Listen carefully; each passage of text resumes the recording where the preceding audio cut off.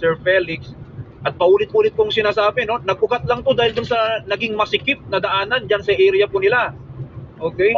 Una po sa lahat, ako mismo nakakaranas din yan. Minsan, may mga naka-parking dyan sa mga gilid-gilid, hindi kami makadaan. Okay? Ang problema, minsan, yung kung sino mang nag-park dyan, hindi mo pa mahanap. Okay? Hihintayin mo pa, hahanapin mo pa, minsan galit pa. Okay? Para tanggalin lang yung sasakyan. Ngayon, kakaproblema na dyan sa area. Ito, nabantaan na rin itong si Andy Tautaw. Chairman, ano po yung nakikita nating solusyon dyan sa mga ganyang problema po? Actually, nakahanap na po rin kami ng solusyon yan. Alam nilang dalawa yan yung sinabi kong solusyon para maiwasan na rin yung pagtatalo ng kapitbahay.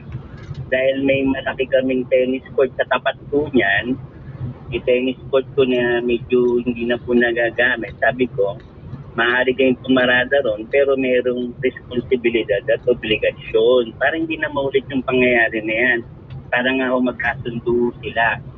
Dahil yung kung sa pinaka-main road po namin, talagang binarigada ako dahil sobrang dami na nagpapark. Katulad nyo rin po, hirap na hirap din po kaming dumaan. Okay naman po, nagkaroon na ng solusyon at silang dalawa ay naiintindihan yung ginawa ko at sumang-ayon naman sila ron. Magpark sila doon sa tennis court na malapit sa kanila, which hira naman gamitin. Nga lang may oras at yung kalinisan mo ay may pananagutan po sila.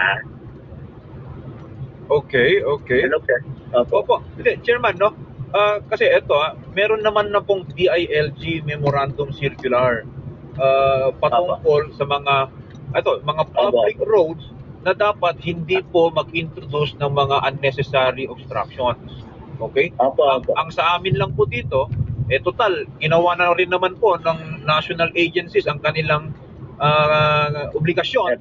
Sana ipatupad na lang din po natin. Kasi otherwise, hindi po natin maiiwasan na may makamamaya may mag-away na naman dyan. May video na naman na i-upload. Totoo po yun, sir. Nga lang, ang kapangyarihan po ng barangay is wala po sabing kanikit, panghatak.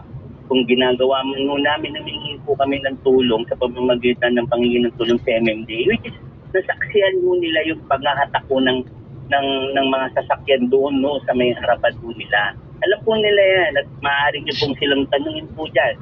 Nga lang po, dahil sa dami ng kumuha ng napakadali kumuha ng motor sa sasakyan, PPK-in lang po yung mga, ewan ko kung anong PPK-in, yung garahe, wala akong ganun eh. Kaya siguro ito na rin po yung magandang paraan